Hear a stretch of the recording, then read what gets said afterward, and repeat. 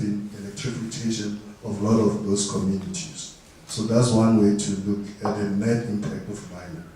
Okay. But again, we could look at the platinum industry, especially in particular to Bafokeng, how they've acquired their land, and obviously all the fights they had with the Bantu stand of Botswana, and as well the conflicts they had with Impala to where they are. And to say, if you look at the benefits of Bafokeng and the development of Bafokeng in particular compared to other communities around Bafokeng, clearly there's a demonstration that the MPRDA have contributed positively to the development of those economies. And again, the last one being to say, have the paper looked at the amendment of the MPRDA, not only the MPRDA, but the mining charter, which actually emphasized sustainable development of mining. Okay, well thanks for your paper in response to their paper. Another last speaker. Please say who you are and where you're from. I'm still Norma Craven and I'm still working for NIMSA. Just to say, our take on the MPRDA amendment in Parliament was it wasn't worth the paper it was written on, and that the whole bill should be withdrawn and rewritten. It gave and it took away. At the beginning we had beneficiation in it, then it became a discretion. We had developmental price in it, and then it became a mine gate price, which is just a disguised import parity pricing. And to us it wasn't actually going to fundamentally change anything. But my question is this, that all of this happens in the real world. It doesn't happen in Wits, at Swap or anywhere else. It happens where people's jobs are at stake, it happens where people's land use is at stake and rural communities are at stake. And I'm not sure what you're saying about what should happen, because that to me is very important. And you see, I think we need to be careful of any idea that somehow you go back, or that there was ever some sort of agrarian idyll before mining came. There wasn't. For most people working on the land everywhere is hard, onerous, and all you get out of it is as little as possible, unless you are a big landowner. So that to me raises the whole issue of, is the basis of the answer to this not ownership? Who owns the mines? Wherever Lonmin are, they're not poor. Anglo-American are not poor. De Beers are not poor. None of these people are poor, Lonmin, poor anything. They're extraordinarily rich, and they're rich on the basis of the exploitation of the people who work in the mines and of the people who have been thrown off the land. So what I'm saying is, for us, the fundamental question is not that you tinker with how people use this land, how they act as mine companies, but that these people should not be owning those mines in the first place. That mines should be nationalised, I would say under workers' control and management, and only if you challenge the actual ownership of property are you going to get any coherent plan. You can't expect Lonmin to have a coherent plan that dovetails with Anglo-American. They're competitors.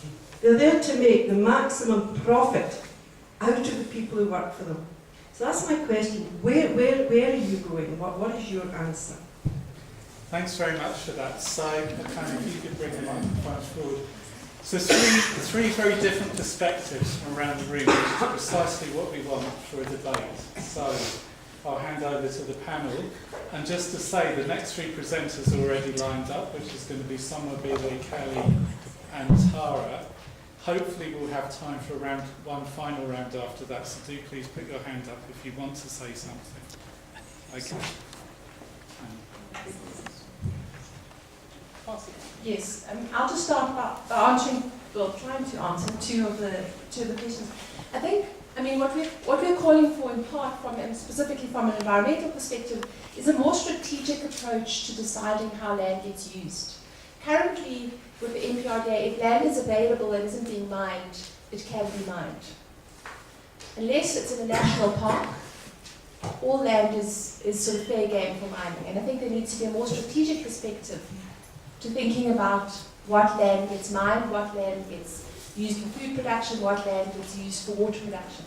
And that's a long-term perspective. And I think, you know, that acknowledging, yes, that mining is important, and we need, for example, to mine coal for power, but we also need to consider long-term, and where is our water going to be coming from in the future, and where is our food going to be coming from? And to making those decisions, and currently we don't see that strategic approach, or that there's a strategic level to the decision making as to what happens where. So I think that's the one bit around that. I don't know if you want to add on to Yeah, I'm going to defer mostly to my colleagues on these questions, but it occurs to me that, in a way, the first question and the third question kind of go together, in the sense that I think what you're asking, when you asked about whether there were particular timeframes about exactly who must control the mines, and the answer, within the Act, the answer is no. And I think that's what our colleague here from NUMSA is pushing towards, in fact. And that's a question for debate about if the NPRDA were completely scrapped or entirely redone, whether those kinds of provisions would be included. Just in terms of trying to reflect on whether mining has done good or bad things, clearly it's done both. And our argument is not about no mining, it's about how mining is done, where it's done, why it's done, the timeframes under which it occurs. And I think to go back to the first question, essentially and it dovetails, as Joshua says, with the issues raised by the last, by NUMSA, is one of the central areas of debate around mining is whether changing patterns of ownership will fundamentally change some of the problems in the mining sector, associated with the mining sector. And I think there is an enormous debate to have on that. In the countries in the world where mining is largely nationalized are Poland, India, China, and I can't remember what the fourth one was, I think it's Russia, where mines are nationalized. And one can't see immediately at the onset that the behavior and the nature of mining impacts in those countries are any different to what they are somewhere else. So maybe there are issues of ownership tied up here, there probably are, but there also are other questions that need to be answered and reflected on. And I just want to go to that because it goes to the question as to what are we saying. Now we didn't consider in our paper where the mining sector should go. So I'm going to be speaking from the basis of the work that I'm currently involved in and the debates that I'm currently involved in context outside of this. And I think my colleagues would agree with me that the starting point is not how much land mining consumes. It's not what the size of the imprint is, but it's about what that particular land is important for outside of mining. So for example, if one considers mining and water, the problem of mining in water catchments in a country like ours is very, very serious. And it has consequences not only for the mining sector, but for every other sector, including simply the conditions for ordinary people who live in the country if we despoil our water resources. The same issue applies to mining, thinking about mining and arable land, because those relate to issues of food security. We know that we have limited amounts of arable land in the country. The question is, where is it? And should we be mining that land, and should we be mining it as intensely as we do? Now let's just look at the issues of time frames. If we mine out everything in the country in this generation and the next, what is left for future generations? We've also raised the problems associated with dealing with the impacts of mining. And I'm going to, for ease, just refer to the environmental impacts of mining. It's very expensive to rehabilitate mining land. It is very, and in fact the way that we think about rehabilitation at the moment is more about aesthetics and about controlling pollution flow out of that land, containing it. We have to rethink this whole thing, and that's part of the future of mining. What is it that we see as a future for mining land? Can we repurpose it? Can we reuse it for something else? Can we put renewable energy on it? Can we use it for generation of biomass, for other forms of energy?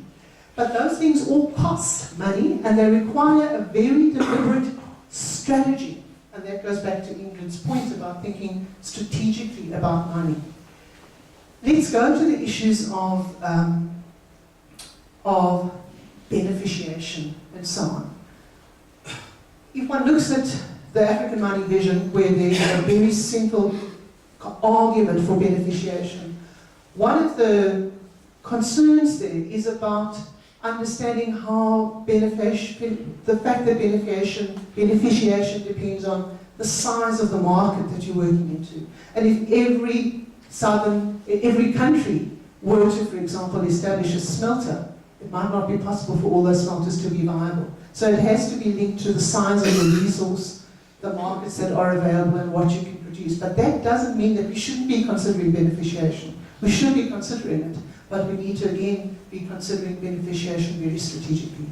The other issue around mining, and that ties in with the employment issues. We know that the nature of employment in the mining sector in the past has huge numbers of problems associated with it. It's in fact been tied up with the miserization of very large sectors of our community. But mining today is very, very capital intensive.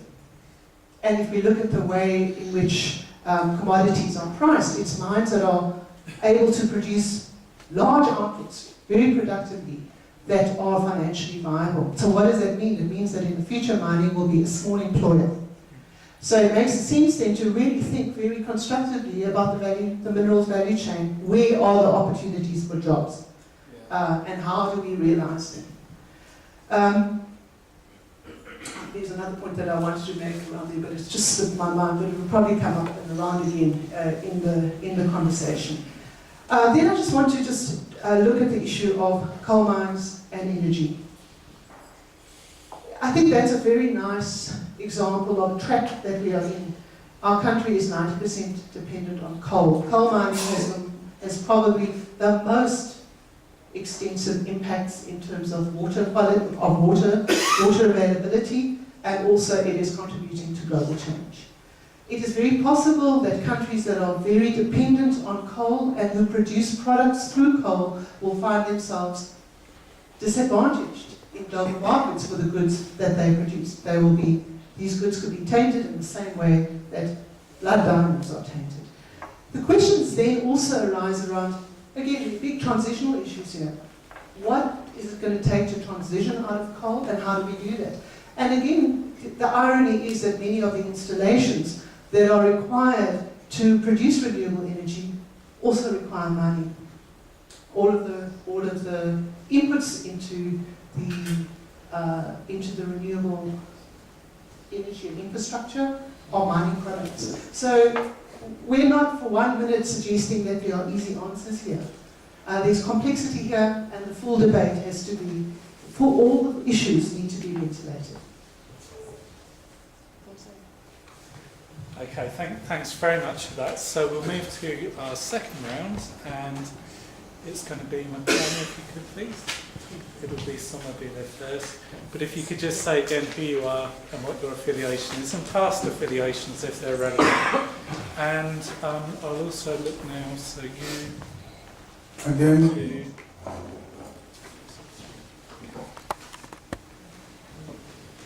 I am Sonobile Nwana. I am a researcher at Society Work and Development Institute, SWAP. I just want to comment on two issues, but I'll start with the question of land acquisition in the former Transvaal, which I think is very important when we talk about platinum mining. Because I hear that there's belief that some of the mines, like Lonmin and Impala, have owned the land, which there's a need for clarity. The history of land acquisition in the former Transvaal is highly complex, but I will try to summarize it very, very briefly. Post-colonial conquest and the establishment of the fledgling Boer Transvaal Republic, group of Africans tried to buy back their land in groups, as I've said, and they were not allowed to register land under their own names. So most of these farms were registered as tribal purchases under the names of prominent chiefs in the Central Transvaal, like the chief of the Bafokeng and the chief of the Bakhatla and the chief of the Bamukhale, and other prominent chiefs that were recognized by the state at the time. So the owners, the original buyers, were never ever recognized in the title deeds. That is why it is even ridiculous for courts today, when people are giving back their land, to be asked to bring back the title deed. The title deed means nothing to these people in this context. So this is the land where these mines, for instance, like Lomin is operating on the land that is registered under the Bapu Bamukhale Tribal Authority. And that is why even when Lomin was still Western Platinum Limited or something, they were paying royalties to the tribal account, which was held by Lucas Mangope, the leader of the former Bandustan, Bandustan. So this is a very complex history which needs not to be taken lightly. I was just wanted to throw that point first. The second point I want to make is with regards to the development model of the Bafokeng. People who have done extensive research in the Bafokeng as a case study have found that the Bafokeng case need not to be celebrated much, because the infrastructure development in the area, yes, are not with. For instance, the construction of the soccer stadium, of the sports stadium, which cost hundreds of millions of rands, next to people who are living in shacks, and the construction of an elite private school in the area where most schools are categorized as no-fee schools in the area, meaning that the parents are so poor that they can't afford education for their children. This is the similar phenomenon which is spread all over the country, all throughout the former Bandustans. Most of the schools in those areas are non-fee schools, meaning that they are so poor. I don't know which quantile the Department of Education categorized them in. But that is why there is a significant gap between what people think is development and what the chief think is development. So one has to question whose development priorities are those, and that is why people in the Bafokeng generally reject these developments, and they don't own up to the idea that they are a rich nation. Thank you. I'm Kelly Forrest. I'm an associate at SWAP. Yeah, thank you for a very interesting presentation. It's really quite shocking that 60% of land in Mpumalanga is either under prospecting or is actually being mined. And I just wanted to ask around that whether you know what sort of proportion of the land is actually being mined, and what is the sort of gap between prospecting and engaging in mining. And then just on that, my impression is that Mpumalanga is sort of the maize basket of South Africa, but that it's very much in the hands of white farmers. So I just wonder, when you talk about communities being impacted by mining in that area, who in fact these communities are. And then just finally to ask, you have touched on it, particularly you may already, but how would you see the NPRDA being amended, to actually take into account or to mitigate these kind of impacts that you've been talking about? Thank you. And then Dennis Tara. Hello, Tara Poulter, Modern Social Surveys, Africa. And sorry, just to say, that'll be the last one for this round, and then we'll go to the next round. Okay, 3 short points. I think you implied it when you talked about that there were some trade-offs in the success of the NPRDA in increasing the number of smaller mines. But would you say something about if there's a difference in the record of what we're actually seeing in terms of environmental and social impacts management by larger mines and by smaller mines, who, as you said, often don't even have the resources to do the basics, never mind the kind of environmental protection attempts at dealing with any of the social issues. The second question is, do you have any examples where you feel like the negotiations, the balance, the outcomes between mines and a local community, however defined, have worked more or less in balance, so that everybody's getting something out of it with negatives and positives sort of on the positive balance side? Where would that be? And if there are any such examples, what makes the difference there? What are the characteristics of that relationship that makes it come out as a positive balance in the line? Thank you. Thanks very much. Okay, and just before we go to the panel, a small plug, which is there's a swap working paper which came from a research project which was actually led by Somobile in the Bachhatla Barhafela traditional authority area, which has attempted to emulate the Bafokeng model. And it looks at the struggles actually around land use which are going on there. 1,000 more copies of that arrived yesterday.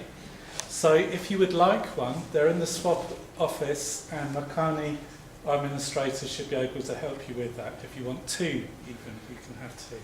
Okay, to the panel.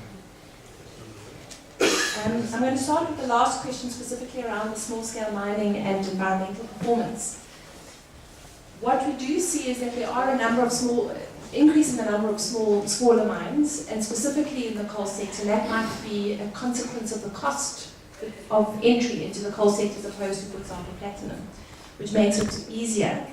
It is an area that we are quite interested in looking at because there hasn't been any research to look at difference in environmental performance.